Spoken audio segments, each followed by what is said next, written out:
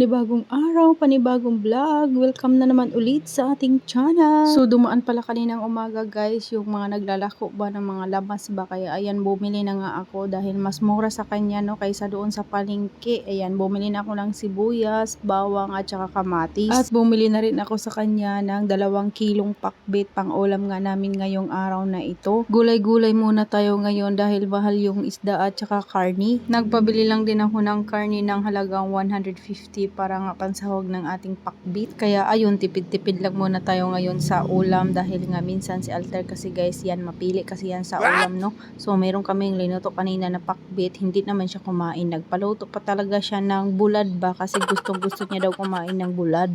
Mas pinili pa talaga ni Alter yung bulad kaysa naman sa gulay. Kaya ayun, wala tayong magagawa dahil siya naman yung kakain. Marami tuloy yung nakain niya kahit bulad lang yung ulam niya.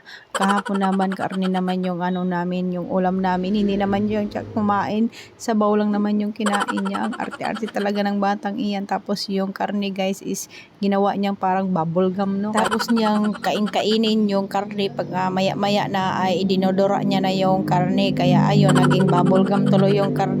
Sayang lang yung karne. Wala namang ibang kakain kundi itapon lang, o diba? Kaya sinabawan ko na lang ng sinabawan yung kanin niya. Yun tuloy napadami yung kain niya kahapon.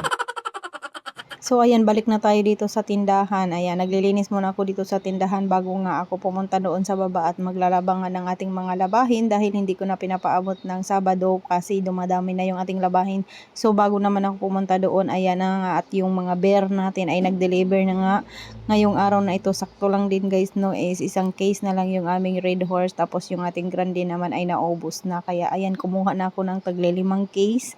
Ay sakto lang din yan, maubos ngayong weekend. So ayan, nagbantay-bantay lang muna tayo dito sa tindahan habang si Papa Udo naman ay nagagawa na yun siya ng ice water no, para nga ibenta dahil nga naubos na rin yung ice water namin. So habang nagagawa nga siya ng ice water, siya naman yung nagtitinda ng ating tindahan. So ako naman, inumpisahan ko ng kuhanin yung ating mga tupiin no bago tayo maglaba kasi nakakasagabal kasi yan dito guys. Kung naglalaba ka, ayan, mga sinampay na iyan, kaya kukunin ko yan bago isa lang na yung mga t-shirt at saka yung mga puti ay ibabad ko muna, tapos mamaya na natin yan tupiin. So itambay lang muna natin yung tupiin ko doon kasi unahin ko muna itong ibabad yung ating mga kailangan ibabad at kailangan isalang dito sa ating washing machine. Habang nga nakasalang yung ating washing machine, pwede na natin yun mamaya-maya tupiin pagkatapos nga ibabad itong mga puti dito. Multi-purpose talaga tayong mga nanay no.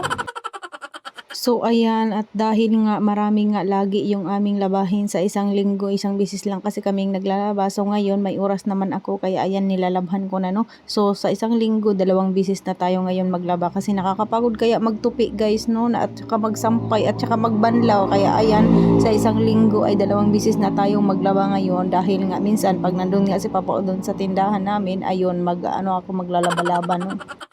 Para pagdating ng Sabado guys, kunti na lang yung ating labahin. Mabilis lang tayo matapos maglaba. Pwede na tayong magtikangkang o magtikongkong.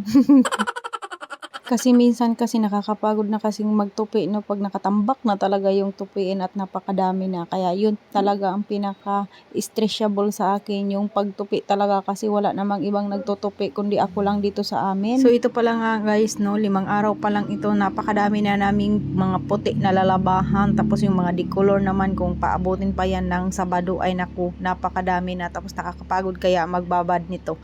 Tapos minsan si Ate Drumbi na lang talaga yung na paglalaba no. Kaya gusto ko rin is ako na yung maglalaba kasi nga si Ate Drumbi ay hindi niya yan binababad ng yung barba na blue. Mas maganda rin kasi minsan pag ako yung naglalaba dito dahil is naibababad ko siya sa blue, tapos yung mga naninilaw na mga damit namin na mga puti ay pumuputi-puti na siya. So ayan, at tapos ko nang naibabad at wala pa kasing tubig guys no, kaya ayun, pinaano ko kasi muna kay Alberto yung gripo, yung pinadugtong ko ba sa kanya ba. Kaya ayun, habang ako ay nag-aantay sa tubig bago tayong magbanlaw, ayan, tinupi ko muna yung aking mga tupiin para mamaya-maya ay magsampay at magbanlaw na lang tayo.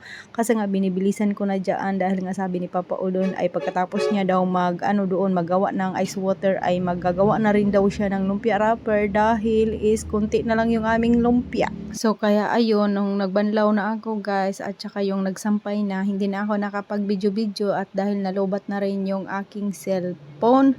Ayun, hindi na ako nakapag-video dahil nga si Papa Odon ay patakbo-takbo na rin ako doon sa tindahan namin dahil nga si Papa Odon ay nag-uumpisa ng magmasa-masa.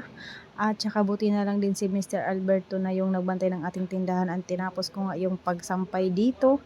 O siya guys, hanggang dito na lang muna yung ating video. Thank you for watching. God bless us all. At paki-like at paki-share na rin ang ating video. Hanggang dito na lang. Paalam. Bye-bye.